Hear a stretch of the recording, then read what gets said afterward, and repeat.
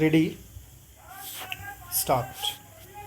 The presence at this conference of so many distinguished delegates from different parts of the world is a good indication that the causes of peace, human freedom, and dignity are issues which have aroused the conscience of the human race.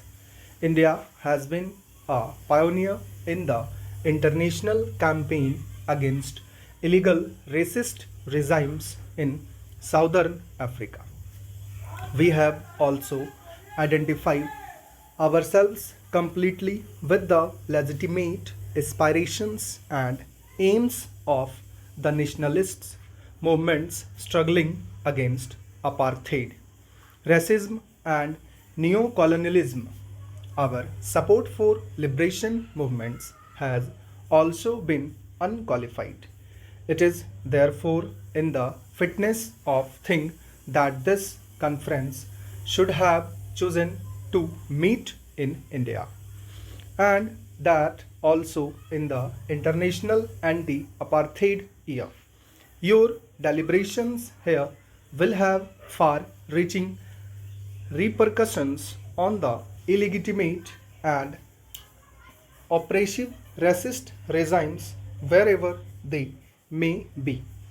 What you say here will reverberate throughout the world and will help to encourage and stimulate the hopes and aspirations of those of our unfortunate brethren who long for peace and freedom based on the majority rule and the unfettered exercise of the right to self determination.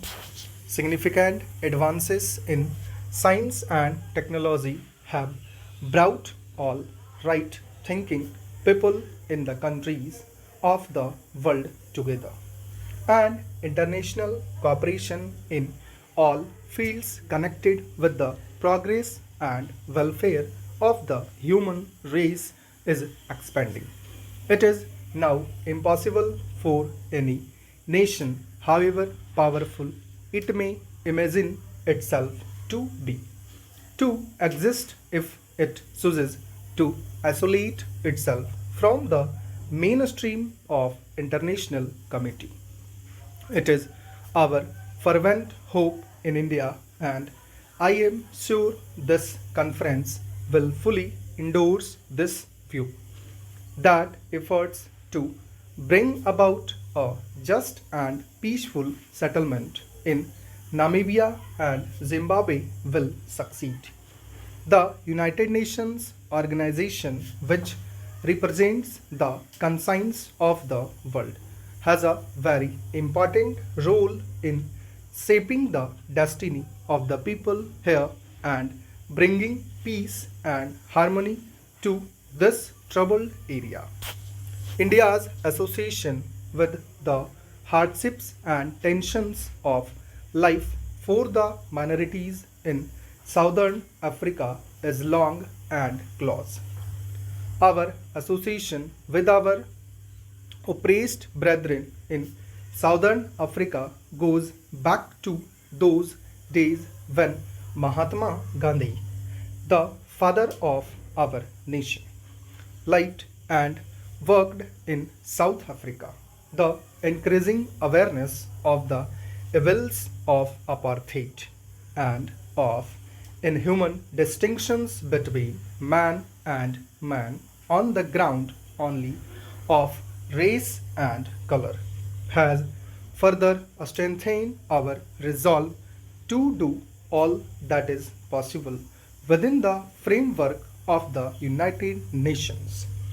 The great Mahatma, under whose inspiring leadership India threw off the shackles of the foreign domination, championed the principles of political freedom and human dignity for people everywhere in the world, and in particular raised his voice against racial discrimination in South Africa.